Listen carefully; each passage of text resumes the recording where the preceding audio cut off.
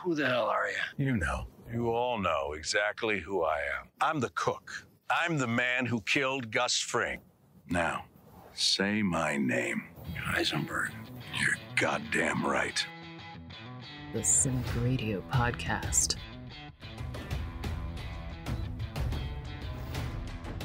Hi, I'm Chad L. Coleman, Tyrese from The Walking Dead, and Cuddy from The Wire, and you are listening to the Cinik Radio Podcast. Here are your hosts, Cinik. Hey, the facts are Spider-Man belongs in the MCU. Sony was delusional thinking they didn't need Marvel, and now he's back. And we, the fans, are 100% proudly responsible for that. Igrihe. As long as DC wants to make dark and gritty movies, they're going to lag behind Marvel in every category. And Ryan. Batman vs. Superman is objectively better than Infinity War. IG, did we just forget Kim? You guys completely suck. This is the greatest show of all time. It's been a little over 6 years since the final episode of one of the greatest seasons of one of the most epic shows of all time, Breaking Bad, came to a close, as in nearly perfect fashion as it could. But we were only left with one burning question, one thing that was on every fan's mind. Whatever happened to Skinny Pete and Badger? Okay, maybe not so much. Whatever happened to Pinkman? What happened to Jesse after the show came to a close? On episode 124 of the Cinik Radio Podcast, we review Netflix's newest Breaking Bad movie, El Camino. I'm your host, Unskinny Pete Cinik, and with me as always is my crew of dealers, Igrihe and Ryan. If you like the episode, like, listen, subscribe. More importantly, grown men shouldn't collect snow globes. IG, for a long time since the show ended, we heard whispers of season 6 of Breaking Bad. All the fans wanted it. It never really came to pass. We got Better Call Saul instead. Did El Camino kind of quench your Breaking Bad thirst? Well, it just gave me that one extra thing to hold on to. And I still have a little bit of hope that every couple of years, maybe we get another little Breaking Bad something going on. Because, you know, what's he going to do in Alaska now? I'm into it. And what I like most is they didn't sully anything going on in Breaking Bad with the latest thing here. Because that was my biggest fear, is they were going to come back, go back into the story and just ruin things that had happened already. And there was huge possibility for that. And I think they did all right. This wasn't like a 10 movie by any stretch of the imagination, but it wasn't unwatchable. It wasn't bad. It wasn't even the dreaded unnecessary, I guess. And so I think this was a nice little side piece that we didn't need, but it's kind of fun to have. I've said it before in the show, but I'll say it again. Seinfeld said that he'll never do a reunion. He'll never do another season because he doesn't feel like he could match what had happened previously on the show, going out on top with the highest ratings of any sitcom ever. Ryan, do you feel that they should have left it alone, or was this a good idea to go back and close up Jesse's story? I mean, even prior to the announcement of this, I've always felt like they should leave well enough alone. I liked where they went with Better Call Saul, even though I haven't seen it the last couple seasons. You know, it was a prequel and it was dealing with a character totally unexpected and one that we didn't think we could, get a great show out of. And they were able to do that. But I just felt like the chapter was closed. It's one of the greatest shows of all time. And they ended on top. And I'd rather Jesse's story be left to the imagination. So I think before the movie, I felt like we didn't need it, and it was, maybe unnecessary and nowhere to go but down. And obviously I'll get more into my review, but I don't think that the movie did anything to really change that opinion. If it was an episode of the show, I don't feel it would have been one of the greatest episodes of all time, but as a one-off, I kind of like the story. And if Jules was here, she would say she agreed with Ryan. However, I don't. I like seeing a little closure for Pinkman. I like the fact that we got to see what happened next, even though there wasn't a lot of action throughout the movie. Like, we didn't really get from New Mexico to Alaska during the movie. We've got kind of from New Mexico to Nevada. There wasn't a lot of movement throughout the movie. Probably if it was an episode, it probably would have been like run of the road Breaking Bad, which is kind of hard for them to do. As viewers, we knew Jesse had it pretty bad in captivity. But Ryan, did it shock you the extent that Uncle Jack and the boys went to tune him up? I guess not. They were clearly, a horrible group. So it didn't surprise me at all. It bugged me a little bit that it spent so much time with that. I think it was kind of just ironing home. Okay, we knew they're bad guys and we could have used a few scenes of it, but we didn't need like half the movie, it felt like, of that. So yeah, I mean, again, I wasn't shocked, but I just felt like that was a part like, hey, if we're going to get a movie, why spend so much? I didn't need that much time showing us that. How about you, IG? Do you feel the same? Do you feel that we spent a little bit too much time breaking Pinkman and maybe we could have done a little bit more with the story? I think really what it did, I mean, as much as it was like torture porn and just watching him beat up on him for a while, I think it really gave us an opportunity to kind of get in Jesse's headspace, right? Because just the amount of things they were doing to him and the absolute like no fucks they gave about him, even though he was in the middle and like the biggest part of making them an actual decent amount of money off of the skill that he got from Walter. I think that it speaks volumes that they would still treat their golden goose that way. And so, yeah, I think it was important. I think maybe it was a little bit too much, but just maybe just a little. Back in 1993, Nine Inch Nails released a cult-like film. It was very underground. It was for the Broken album, and it was so realistic and so violent that police actually opened up an investigation because they thought it might have been a snuff film. That's how into detail. And they didn't go that far with it. It did bother me to see Jesse, who had already been through a lot. I mean, we'd already seen his girlfriend killed twice on screen, once through choking and once through just good old boy justice. It bothered me to see him suffer so bad. And then when he finally gets out and he finally gets back to society, he's really just a shell of himself. He snaps back a little too quickly for my liking, but it still kind of pained me because he's kind of a likable guy, if not a bit of a doof. Jesse returns to the only family that he has left. We say that there's no honor amongst thieves, but hats off to Skinny Pete and Badger for just being there for Jesse. I mean, not only did they take care of him, they took him in, they got him straightened out, they got him cleaned up, they got him money, and they kind of got him back to his normal self. Do we all need friends like Skinny Pete and Badger? Yeah, I mean, it was kind of nice to see how they did take him in. Their little scene was, they're funny and they were great characters to have. And I kind of, enjoyed their little back and forth insulting each other. And yeah, I mean, those are the kinds of friends you want. They don't really, they clearly were looking out for the best interest of Jesse. And I don't know how much money they did have, but they gave him, what they had to help him out and sent him on his way. And I'm sure they would have been there if he needed them. If he asked them to go with him, they would have been there for him. So it was kind of cool to have them back for a little bit. And, it felt like, a cameo, but more than a cameo, but we got like just the right amount of Skinny Pete and Badger before they got annoying. I don't know, man. I would have been in for a Skinny Pete and Badger, Jay and Silent Bob reboot type movie. I would have been interested to see a little more of the characters because I think Matt Jones, and he has that Badger character inside him. IG, if Jesse would have broke out 10 years later, do you think he would have found those two chuckleheads still playing video games and still arguing on that couch? Oh, yeah. They're not going anywhere. And even if they can't go back to that couch, it'll just be a different couch. They are a real life rendition of Beavis and Butthead that just, they aren't going anywhere. They aren't doing anything. This is their life. And it's okay. I know people like this that no matter how far down the road I go, they're still sitting and idle in the same spot they were 20 years ago. They just aren't going to change. They aren't going to do anything to better themselves. They're always just staying right there. And truth be told, they're still good people. And that's what I know about them is that they may not be going anywhere in their life. They aren't doing anything to make themselves better.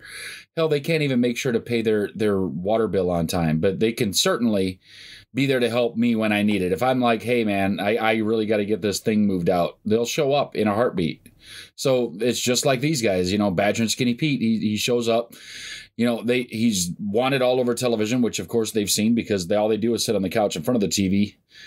And they still take him in. They clean him up. They give him money. They help him out. They give him a car. They're there for him. They're the best friends a guy could possibly want. And I love the characters. And I'm like you. I could watch a Badger and Skinny Pete miniseries for sure. Well, I'm really close and I'm trying really hard. I've been speaking to Charles Baker and trying to get him on the show, but right now Netflix has them all locked up due to the movie. So I'm hoping to get an interview with them at some point. But I'll tell you what, Aaron Paul did a great job acting during this movie, but Skinny Pete's played by a guy named Charles Baker. And he actually touched me a little bit. IG, you called them good people. They may not be good people. I mean, at the end of the day, they're drug dealers, but they're loyal friends. And loyal friends are so fucking hard to find. So it was nice. And then when he told Jesse he was his hero, it kind of, it really twinged at the heartstrings a little bit. Ryan, most of the movie was spent in flashback form, catching up on Jesse, how he became so damaged. Then we even spent a little bit of time with Jesse in year one. Do we get a little murky with these multiple timelines. I mean, we're setting a flashback on what happened to Jesse, and that's fine. But then we flash back even further. And the only way that the viewers are able to kind of piece it together is, number one, how he's looked, number two, the scars on his face, and maybe how he's dressed. Do you think this was just a way to shoehorn Bryan Cranston into the movie? The performance was great. And you could see the difference in his performance and who he was and how he was playing it, depending on the different situation. Like when he was young Jesse, he really came across as that character, really had that same energy.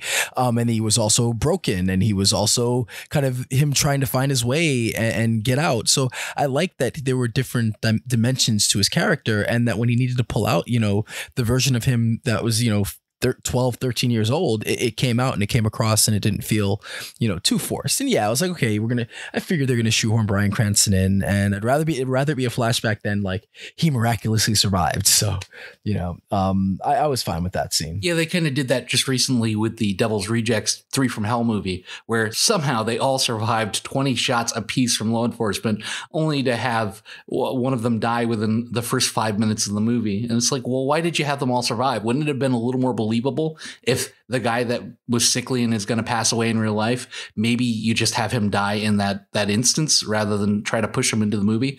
I did like seeing Bryan Cranston in the film. I'm as nostalgic as anybody. I could have watched Breaking Bad for 20 seasons. They were smart to get out when they did, but at the same time, I just have a hard time following it. If I have to sit there and kind of piece it together, and what timeline are we looking at now? All right, one flashback per show or per movie or per episode, and I'm fine with that. But if we go any deeper than that, it's getting to the point where I almost want to tap out. IG, 6 whole years between show and movie. And I'm not saying that they didn't do their best, but the differences in some of the actors became a little distracting to me. Like the vacuum cleaner guy who unfortunately just passed away, or Skinny Pete looked almost 25 years older, or Creepy Todd went from looking more like Matt Damon to looking slightly like me. Did you find the differences in the characters just slightly distracting? Yeah, initially I really kind of did. So for that first couple of minutes of each person, even Jesse himself, like they look markedly different as far as age. So I was a little taken out, but the more I just sat and let it happen and let it kind of flow over me, the easier it got. So by midway through the movie, like I had just accepted the characters are who they say they are. I know the time has passed logically, but I just kind of put myself back into the time frame and just let it go and let it wash over me. So the acting was done well enough that I was able to get past it. And if this had been so poorly written or so poorly produced or anything that was holding me back, then the whole thing would have been a huge mess. But because it was acted so well, I was able to get past it by halfway through, and it really wasn't a problem anymore. How about you, Ryan? How did you feel the differences played? I mean, did you go back and watch the last episode before El Camino? And if you did, would it be a little rough for you to say, oh, all right, well, this might be 6 months later? I didn't watch the last episode. I think it's one of those things you can't hide from it. We knew it, and they weren't going to, I was pretty sure they weren't going to put in the money to like de-age the characters. So I think we all knew that most of these characters were going to, we're going to see them and they're going to appear older, and they did. And I think, yeah, it was kind of, I think having not watched it in a while helped, because outside of, Todd being looking, much, much bigger and much older, and maybe the Bryan Cranston looking a good deal older, it didn't bother me. It's just one of those things that it was there, and you would notice it. And then I just, I was okay with that aspect of it. Like, you get it. Same thing with Better Call Saul. It's like, you're going to get a lot of cameos from people who are clearly much older than they were when we first saw them. But, if the story and the acting is good enough, it doesn't matter. Yeah. Even though he had aged a lot between the finale when he helped Walt get out of town and tried to help him with his cancer treatments, and now just hats off to Robert Foster, who passed away like the night that the movie came out on Netflix. Suddenly everybody's becoming aware of this guy who has had such a long and storied career. And I think he was even an Academy Award nominee, and he was amazing in Jackie Brown. I mean, he's another one of those guys that is just a compelling force on screen. I believe he was somewhere in the 70s, maybe 73 when he passed away. But, you know, that's kind of bittersweet because that guy really can act his ass off. The majority of the movie was Jesse trying to get enough money to make his escape, which led us to Todd killing his maid for finding his stash of money in encyclopedias. I don't know who has encyclopedias anymore, but I guess that would be one thing that you would use them for, is to hollow them out and hide money in. IG, what do you make of Todd? He's cruel, he's sadistic, he's dangerous, but he's also ultra polite and even kind of friendly. Like, if you didn't know he was a killer and a racist, you may even have him over for dinner. Is there something about Jesse Plemons' performance of Todd that just makes he's just uncomfortable to watch on screen? He's uncomfortable and just intriguing and charismatic, and you just can't look away. It's like that train wreck. And that's one of the things is you hear news stories about criminals that get away with things. You're like, how did they get away with that? Well, this guy is a picture perfect reason of how some criminals are able to get away with stuff, because they're exactly what you said. They're nice, they're charismatic, they're fun to be around until you realize what an awful person they are. And that's how they can get away with some of these things. But it's just a matter of time.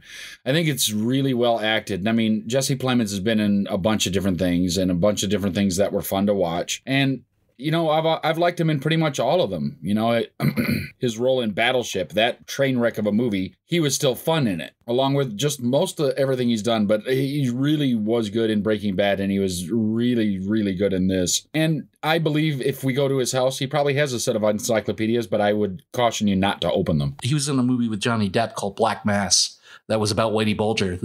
He was pretty terrifying in that. He was a mob enforcer and just a overall scary dude. Ryan, while burying the extremely nice cleaning lady in someplace beautiful, as Todd put it, he gives Jesse a little bit too much freedom, and Jesse gets a hold of a gun. Were you screaming at your TV, why not just blow this guy away? I mean, he's beaten you, he's tortured you, you've seen him kill your girlfriend. Why not just shoot him and try to go and abscond with the kid? I did think that, but I guess they had done a good job of breaking him. Like you asked the question earlier, like, do we need to see it? Maybe that's why, so that it's believable that he wouldn't blow him away. But, you know, I think in his weird delivery and tone, maybe he did kind of make Jesse, you know, kind of a like Stockholm syndrome, you know, type of thing, where he started to empathize a little bit with him, and maybe he believed that he wasn't as awful as he really is. Back in present day, Jesse makes his way to Todd's apartment, which has been tossed already by the police. He destroys the place trying to find the cash that Todd had hit, but then he's stopped and tied up by two men in police jackets. IG, were you believing that these were cops? And is it generally wise to drive your company welding vehicle with your name and number all over it to commit multiple felonies? I thought that they might be cops up until the point when they had him on the ground and started using a cord to tie him up. I'm like, okay, no handcuffs, not cops immediately. And then, you know, Jesse starts going, come on, use the handcuffs. What's going on? And it's like, you're just now realizing it, because I'm realizing it right here with you. These aren't cops. And you're exactly right. If you're going to do that stuff, wouldn't you go rent a car? Steal one, do something else. If this is what you're going to go do, don't let somebody like find out where you are and what you're doing and where you come from. Like, don't give them that clue. Or if you're going to do that, like, at least take a vehicle from somebody who's not you, right? Go get one from the power company or something, so at least it throws them off your scent. Nope, that's too big of a hole to leave there. But, you know, the old saying that crime doesn't pay, well, that's why crime doesn't pay, because criminals do stupid shit. And they get caught doing stupid shit. Yeah, but Ryan, I know that you love plot armor. We talk about it all the time. Jesse's tied up. He's helpless on the floor. He doesn't have a weapon. He knows where the money is.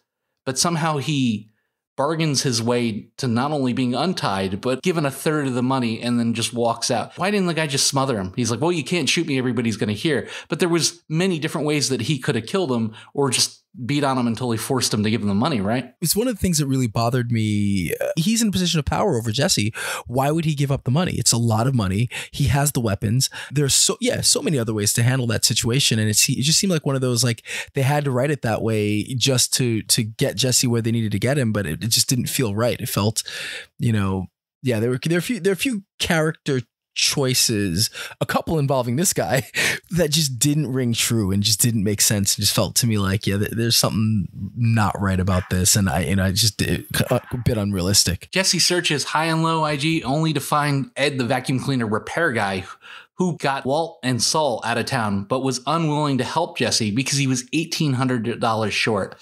From a character standpoint, did this make any sense at all? This guy could expose you if you're caught. He throws a couple $100,000 up on the table to help him disappear, and you're going to hold him up over $1,800. Did that seem reasonable to you? No, it didn't seem reasonable to me, but I've also never been in this guy's position. Maybe he's so good at his job and so able to make sure that things happen, and he knows that he was already in past where he wanted to be previously with Walt and Saul, that maybe I just don't want any more part of this because I'm on the verge of getting caught myself. I'll sit here with my vacuums and put new belts on things and clean the rollers, buy new bags and things like that, and I'm good because, regardless of the fact you throw a couple $100,000 on a counter in front of me, yeah, I don't want to go to prison or have something else happen to me because of it. And I don't know, I would have a hard time somebody starts stacking cash like that in front of me just going, no, I'm not going to go rent a truck and drive you somewhere. Because it's that simple. Like, go rent a truck and drive him somewhere and you've got cash. And he knows that Jesse's like on the ropes. It's a nationwide manhunt. He's all over TV. And he's heard the stories about how this guy was beaten and treated like an animal. And it's like, all right, you've got all this money, but $1,800 more. It's like, where is this guy with no connections and basically no friends left going to go out and just get $1,800? You want him to go rob a liquor store or hurt other people? If anything, you'd think you'd want him out of your community. Ryan, the lotto was extremely high. I think it was Mega Millions. And a news reporter was doing man on the street stuff.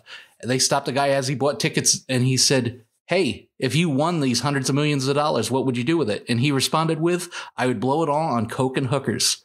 So we jump over to Neil's shop and Jesse shows up to get the extra money that's needed. And Neil and the boys are doing exactly that, blowing the money on coke and hookers. Can you blame the guys? I guess if I was in their position and single, maybe that's the first thing I would blow my money on. I don't know. I guess so. But my thought was like, how much did they spend? And I don't know. For me, it's like, I don't know. Maybe my first thought with the money being responsible would be like invest it or see a financial person. But hey, blow it on coke and hookers, I guess. If you invest it and you go and you see a financial person, you walk in with a garbage bag full of cash, that any reasonable financial person might look at you and go, you need to get the hell out of here. So coke and hookers is a fine investment at that point. Yeah, fine. Well, he owns a business, right? Why don't you can launder it somehow through that, right?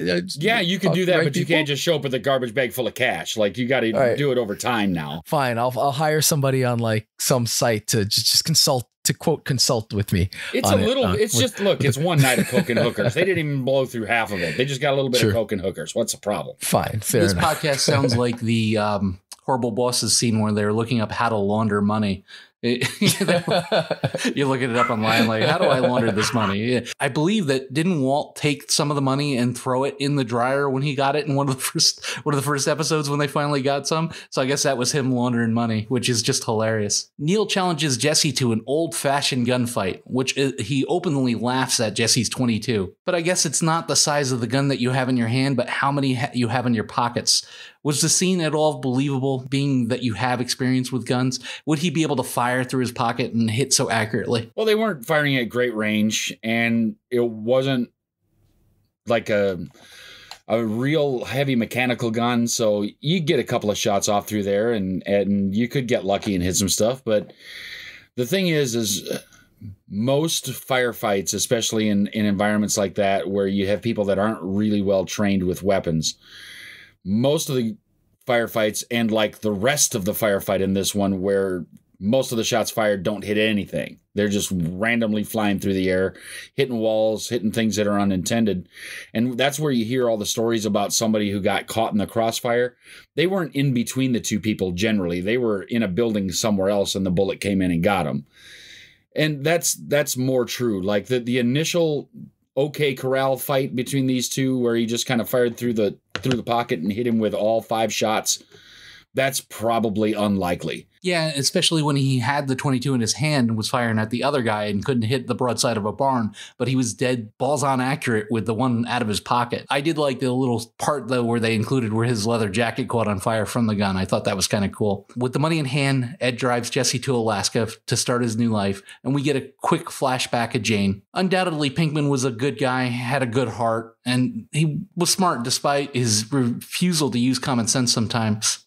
Ryan, do you think he deserved a happy ending? Out of everybody in the story, everybody in Breaking Bad, did Jesse Pinkman deserve the happy ending? I don't know, and I think that's a good reason. I like the vague ending. I like this, that we could create our own ending for him, because I think Walt needed to die, and even Walt kind of got a happier ending than he probably should have, but he was the kind of protagonist or anti-hero throughout. I don't think that Jesse necessarily deserved this, but I'm not against it, but I just feel like I was happy with the way it was, and nothing about this made me think, that's it. That's the ending for Jesse that we needed. IG, do you believe that this will be the end of the Breaking Bad story, at least on that end, outside of Better Call Saul? Depends on how well this does. Depends on if this, I don't know how movies on Netflix make money.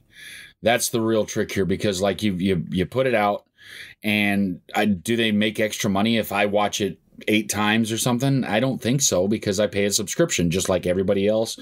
Well, most everybody else, because there's a lot of people that are sharing subscriptions with other people, but that's a different story. So I don't know how Netflix movies make money. I know that their model allows them to make money with original content and everything, because it keeps people subscribing and staying on and not going to other services.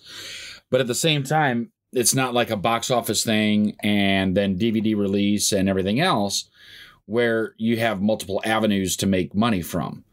So I guess maybe based on how well it does, how many people watch it, maybe we'll get another one, because they'll say, hey, there's a market for this.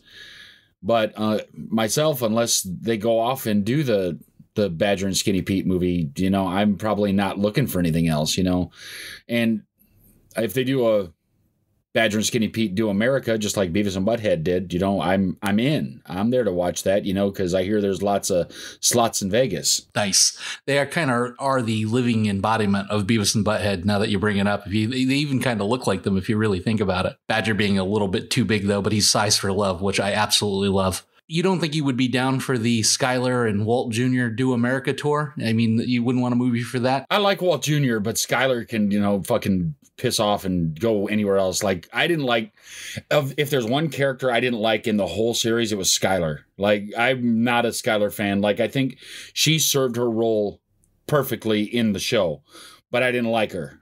She was flip-floppy everywhere. Like, oh, great, we have the money, but you're a bad person, but I still want the money, but you're still a bad person. Like, you can't have both sides of it. And she was just awful. I didn't like Skyler, but Walt Jr. was kind of cool in his just mediocrity. He was just a normal teenage kid with a little bit of a disability that just kind of went on with it and didn't care that he was driving with both feet, even though his dad told him not to. Whatever, man. I would watch some Walt Jr. stuff, but Skyler, no thank you. That's a hard pass for me. That's the thing about Walt Jr. is he really loved breakfast. They should have really done something with him and Denny's at the end. Ryan, your closing thoughts on El Camino and your rating. I was underwhelmed. I feel like if it was part of a regular season, it was a really good episode or extended episode, or would have made 2 really good episodes. There were some great lines. There were some really funny moments. It's really interesting. I think it definitely captures the heart and soul of the show. The problem for me is, after whatever it is, 8 years, and one of the greatest shows of all time, I feel like giving us this, it was really underwhelming. It's not quite what I would have expected. I just feel like nothing happened. And that's fine if it's an hour of TV, where you're going to get, it's 1 hour of a 8-hour season or a 10-hour season or a 12-hour season. But the fact that it just seemed very slow and not much happened, I was underwhelmed, a little disappointed, unfortunately, because I was a big fan of the show, and to be fair, I didn't have super high expectations of this, but I feel like it wasn't worth what they put out. So my final rating would be a 7. I think, again, it was strong for the show. And again, if this was just a regular episode, if it was season 7 or 6 or whatever, episode 1, great, but it wasn't. And so yeah, I'm going to give it a 7. I'm right along there with Ryan. I'm probably a 7.5 for the show. I mean, and the thing is I'm not really looking at it as some great groundbreaking movie. I'm looking at it as maybe as a whole as like a season 6.2. You know, we're getting just a little bit of an extended thing, a little bit of closure that maybe doesn't fully close everything. So there's room to go somewhere else if you want to, but I'm hoping they don't like try and go too far, right? I don't think they need to reopen the whole of Breaking Bad, because that would be a little bit of a problem, because as we talked on our previous review of Breaking Bad, the show is kind of right where it is. So just putting a little bit extra on it is fine, because I don't think they undid anything. And that's the thing. If they would have gone in and reverse engineered half of what happened to try and make Jesse an even more sympathetic character, which I thought he was sympathetic going into this because of everything that he had gone through anyway. This just gave us a little more reason to believe it, a little bit more to see where everything had happened to him and how badly he was treated, and then give him a little bit of an escape, because like, all right, if we didn't know some of these things were going to happen and he just drives off in that El Camino, he's going to die in Albuquerque. He's not long for this world, because he's already wanted. There's already stuff going on around him. They're going to go look for him. So there needed to be something if he's going to have life past the next 2 weeks, because it was left a little bit unsaid, which was fine. If they would have never gone back to it, that was fine. But this didn't hurt anything. So it's not groundbreaking. It's not an amazing thing, but it's not the worst thing I've seen all year for sure. And I'd probably watch it again. So yeah, 7.5. They've set the bar high with the show, without a doubt, and they probably just eased over that bar. This is Vince Gilligan's world, and he can create that atmosphere like nobody else, because he's done it with Better Call Saul, he's done it with Breaking Bad, and he did it with this. I felt like I was in a Breaking Bad episode when he was doing that.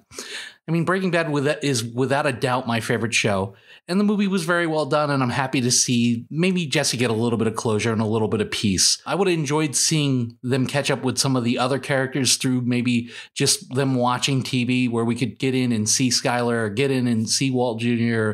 or Marie or whoever was left throughout the final episode, just to visit with them. You know, nothing big. They didn't even need lines, just to see that they were still all there. Maybe even like in a closing montage. But I did miss Walt a little bit throughout this. I thought that the little tiny bit of Walt we got wasn't nearly enough.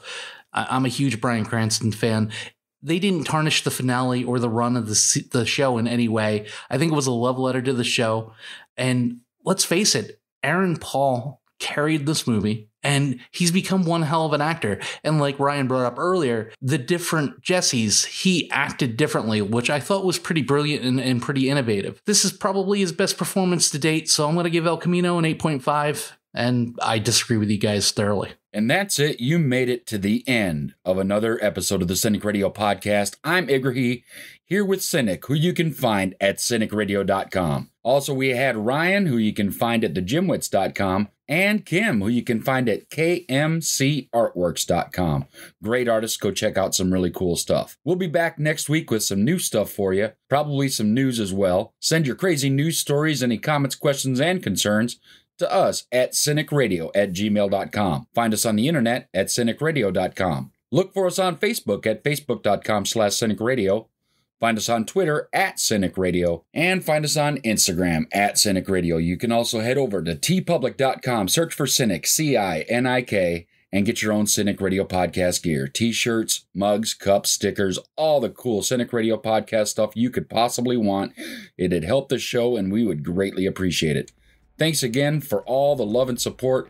Keep listening, sharing it with your friends, like, listen, and subscribe. And until next time, don't get captured. Follow the podcast on Twitter, Facebook, and at CINIKRADIO.com. Available for download on iTunes.